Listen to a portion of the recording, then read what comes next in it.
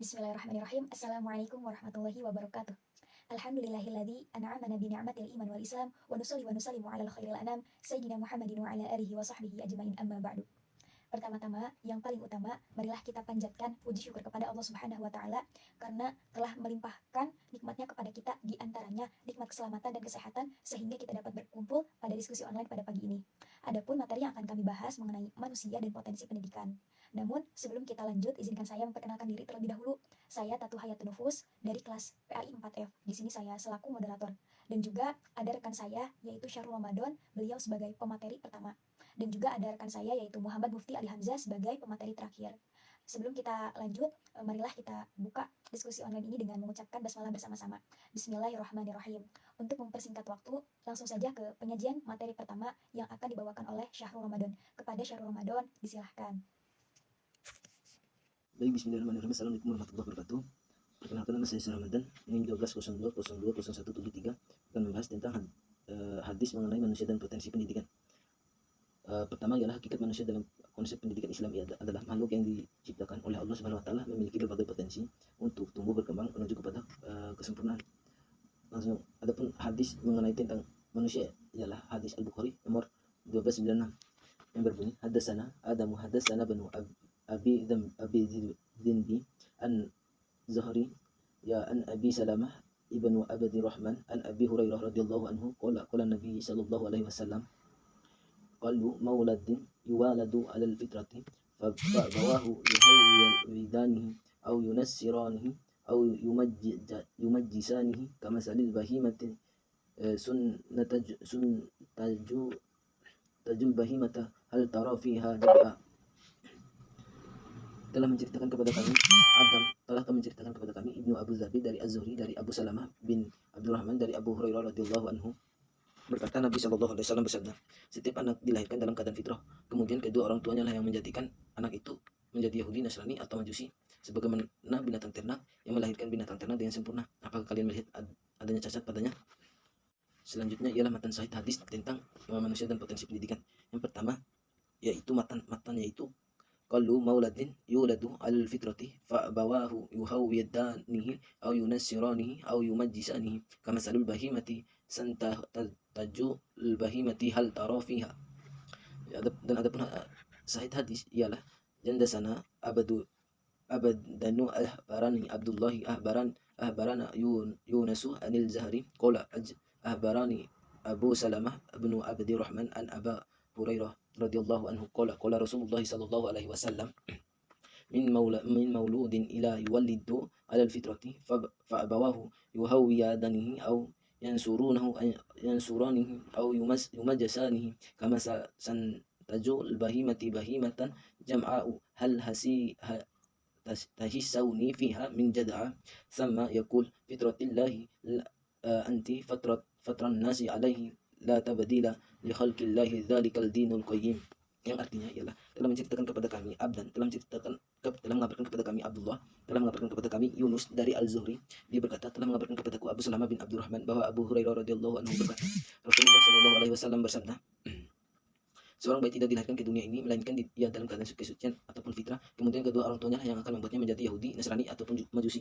Sebagaimana hewan yang dilahirkan dalam keadaan selamat tanpa cacat, maka apakah kalian merasa adanya kecacatan? Kemudian beliau membaca firman Allah yang berbunyi, tetaplah atas fitrah Allah yang telah menciptakan manusia menurut fitrahnya. Tidak ada perubahan pada ciptaan Allah, itulah agama yang lurus.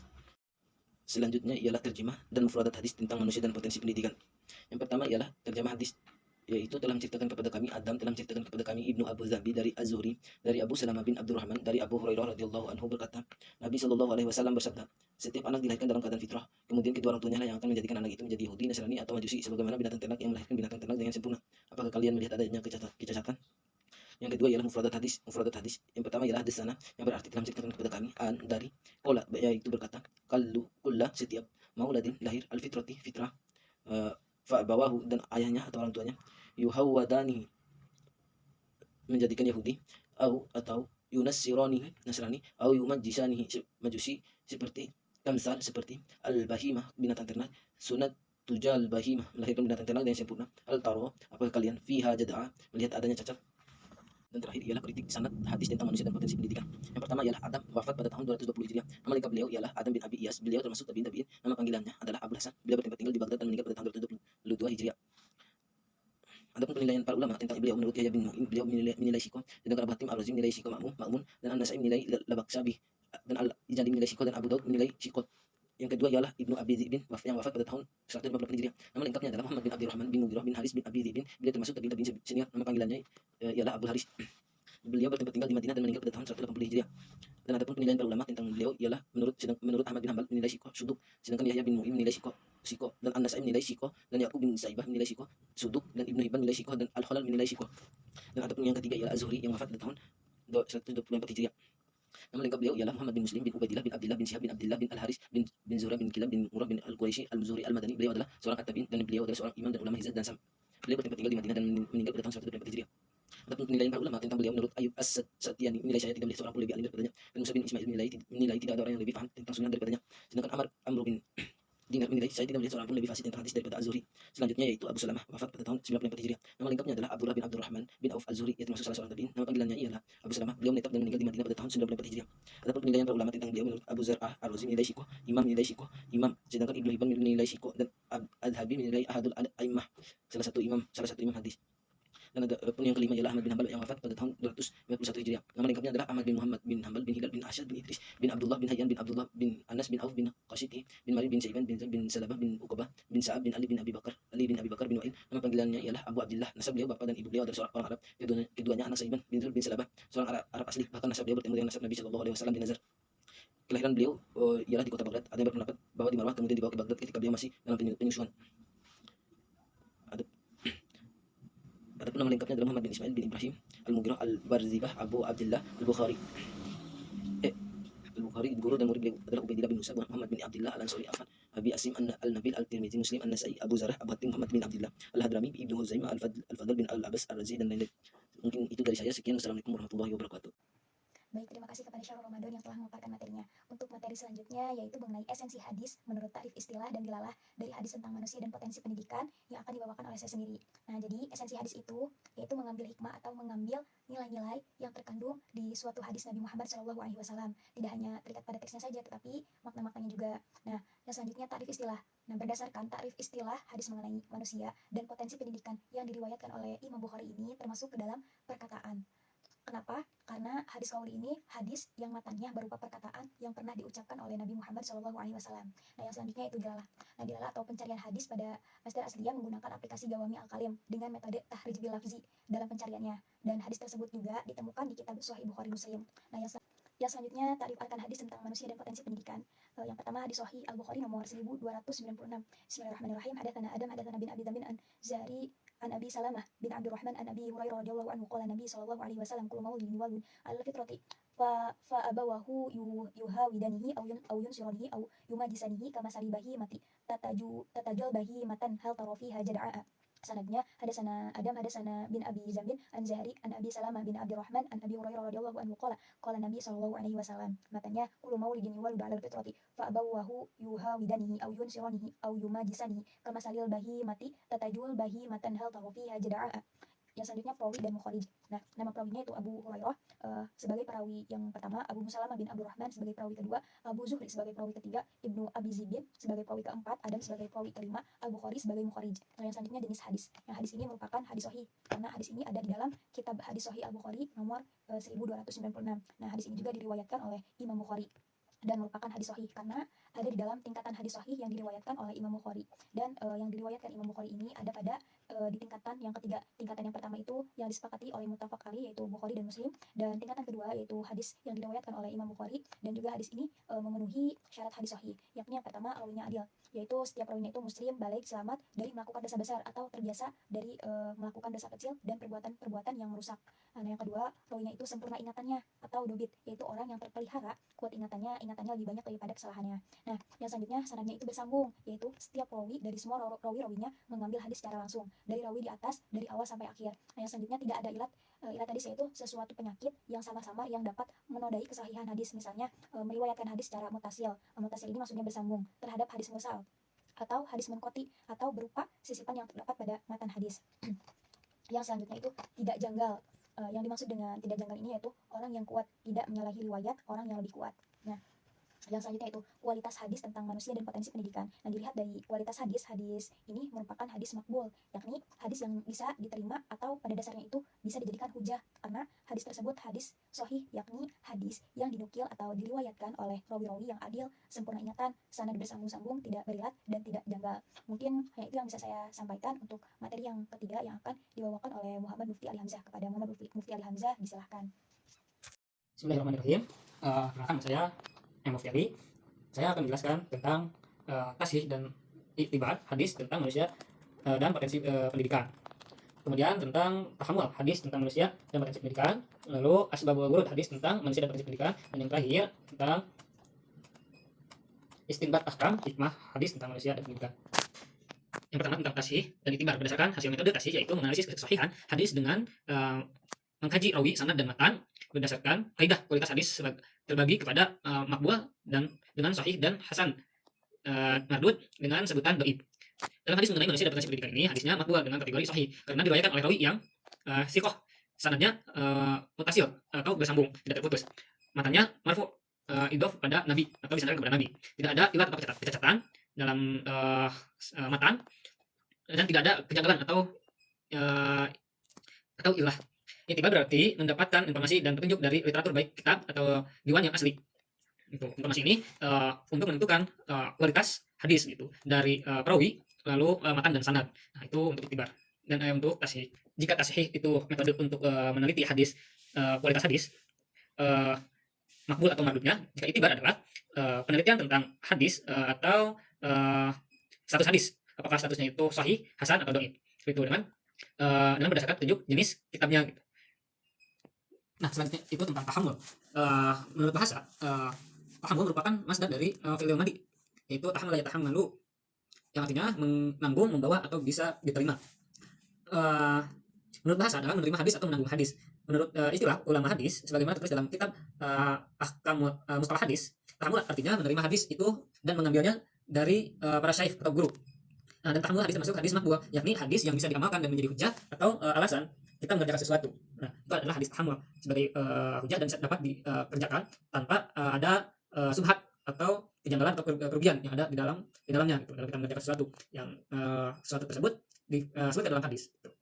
Maka tahammul adalah hadis yang dapat atau diambil atau dipelajari yang disampaikan oleh para syekh atau guru, yang mana hadis itu bisa diamalkan tanpa adanya subhat. Selanjutnya yaitu asbabul wurud tentang hadis, potensi manusia dan pendidikan. Al-Kisah menceritakan bahwa ada kaum Safik yang jaraknya sekitar 75 mil dari Makkah. Nah, kaum ini dikisahkan sangat sering dan sangat suka bersaing, baik secara ekonomi, pendidikan, pembelajaran, dan bahkan berperang. Nah, kaum ini selalu bersaing dengan kaum Quraisy. Singkat cerita, kaum Safik ini merasakan kekhawatiran dalam persaingan perdagangan. Karena kenapa? Karena ketika itu Rasulullah mulai berdakwah melalui perdagangan, dan perdagangannya itu laju pesat, sehingga menimbulkan kekhawatiran bagi kaum Safik, yang pada akhirnya kaum Safik mengibarkan bendera perang kepada kaum Quraisy, khususnya kepada Nabi Muhammad gitu, dan pengikutnya. Singkat cerita, terjadilah peperangan antara kaum Safik dan kaum Quraisy, yang dimenangkan perang itu dimenangkan oleh kaum Quraisy, oleh golongan Nabi Muhammad SAW. Namun ketika peperangan telah usai, masih ada suatu kejadian yang masih berlangsung, yaitu apa? Pembunuhan bagi kaum perempuan dan anak-anak kaum Safik itu. Sehingga ada seorang pemuda yang menyampaikan kabar itu kepada Rasulullah. Maka disitulah turunnya hadis tentang potensi manusia yang telah dijelaskan. Nah, yang terakhir itu tentang istinbat ahkam dan hikmah hadis tentang manusia dan potensi pendidikan. Dari segi penjelasan maknanya, hadis tersebut menerangkan bahwa manusia itu telah terlahir dalam keadaan fitrah. Pada hadis tersebut dimaknai dengan fitrah untuk menerima kebenaran Allah Subhanahu wa taala, yang mana manusia sebelum dilahirkan mengalami kejadian primordial, yaitu kejadian perjanjian seketika sebelum nyawanya itu ruhnya ditiupkan kepada jasad. Di situ manusia berjanji kepada Allah Subhanahu wa taala akan beriman dan bertakwa kepada Allah Subhanahu wa taala. Namun setelah perjanjian itu dan ruh ditiupkan pada jasad, ada satu kejadian yang mengikis ingatan manusia sehingga ketika lahir dia tidak bisa apa-apa. Nah, disitulah hadis ini juga menjelaskan bahwa manusia itu berpotensi, selain dari kepercayaan, manusia berpotensi dalam berkehidupan gitu. kaitan antara potensi fitrah manusia dengan potensi manusia, yaitu ketika lahir dia tidak bisa apa-apa, maka diperlukanlah pendidikan bagi manusia yang baru lahir, diberikan pengajaran sehingga terbina manusia menjadi manusia dewasa yang paripurna. Adapun potensi-potensi manusia dalam fitrah manusia yang dimiliki itu adalah potensi kehidupan, yang mana ketika manusia lahir dia memiliki potensi atau hak untuk hidup gitu. Dan potensi dalam kehidupan itu manusia dapat merubah kehidupan karena hidup itu dinamis, maka manusia memiliki potensi untuk mengubah hidup yang lebih baik gitu. Selanjutnya potensi keahlian atau bakat, yang mana telah dijelaskan sebelumnya, itu ketika manusia lahir itu tidak bisa apa-apa, namun setelah mendapatkan pembelajaran dan pendidikan, maka keahlian dan bakatnya itu akan muncul dan dikembangkan gitu. Nah, disitulah manusia memiliki potensi keahlian atau bakat. Terus selanjutnya ada potensi berpikir, yang mana setelah berkaitan dengan keahlian dan bakat, ketika manusia diberi pengajaran dan pendidikan, yang mana bisa berpikir gitu. Dan itu sudah menjadi fitrah bagi manusia untuk berpikir, makhluk yang berpikir, mengembangkan pikirannya disertai dan diiringi oleh keahlian dan bakat, maka akan menghasilkan potensi kehidupan yang lebih baik. Mungkin sekian yang bisa saya sampaikan. Kurang lebihnya mohon maaf. Assalamualaikum warahmatullahi wabarakatuh. Baik, saya ucapkan terima kasih kepada Muhammad Mufti Ali Hamzah yang sudah memaparkan materinya. Yang selanjutnya yaitu kesimpulan dan implikasi. Jadi yang sudah dijelaskan oleh pemateri tadi, bisa ditarik kesimpulan bahwa nilai terbaik yang terkandung di dalam hadis tersebut yang pertama adalah potensi pendidikan. Nah, potensi pendidikan ini merupakan suatu kemampuan manusia dalam proses pengajaran dan pembelajaran untuk bisa mendewasakan kemampuannya. Dan potensi-potensi pendidik manusia ini diantaranya yang pertama adalah potensi tauhid, yang kedua potensi keahlian, yang ketiga potensi berpikir. Dan pendidik itu dibentuk oleh tiga bagian. Yang pertama potensi dasar. Potensi dasar yaitu potensi yang sudah Allah tanamkan sejak manusia itu dilahirkan. Potensi ini juga berupa potensi ketauhidan, di mana manusia ini memiliki potensi berpikir dari mencari kebenaran bahwa Allah adalah Tuhannya. Dan potensi dasar pada manusia ini dikembangkan oleh kedua orang tuanya dan lingkungan yang bersentuhan langsung dengan dirinya. Dan potensi ini juga harus dikembangkan dengan baik oleh orang tua dan lingkungannya, supaya generasi ini bisa diciptakan dari pendidikan oleh orang-orang yang berkualitas dan berakidah baik. Nah, yang kedua adalah potensi pendidikan dari orang tua, yaitu orang tua sebagai pendidik pertama, pendidik buah hatinya, mulai dari pendidikan akidah, akhlak, serta ilmu pengetahuan. Nah, yang selanjutnya adalah potensi pendidikan yang dipengaruhi oleh lingkungan. Nah, interaksi antara lingkungan dengan anak dapat mempengaruhi pola pemikiran anak. Oleh karena itu, kita harus bisa memberikan lingkungan yang baik bagi pertumbuhan. Nah, yang selanjutnya yaitu implikasi. Nah, implikasi dari manusia dan potensi pendidikan ini adalah bahwa hadis dan Al-Quran ini saling berkaitan satu sama lain, dan fungsi penciptaan manusia di alam ini adalah sebagai khalifah untuk melaksanakan fungsi dari khalifah ini. Lalu Allah Subhanahu wa Ta'ala membekali manusia dengan seperangkat potensi. Dalam konteks ini, maka pendidikan Islam ini merupakan proses untuk mengembangkan potensi yang akan menjadikan manusia ini menjadi manusia yang maksimal. Dan cara yang dilakukan juga bisa melalui dengan membentuk atau kompetisi-kompetisi yang sesuai dengan skill kita. Demikianlah presentasi dari kelompok 2. Saya selaku moderator mohon maaf atas kekurangannya, dan terima kasih untuk perhatiannya. Wassalamualaikum warahmatullahi wabarakatuh.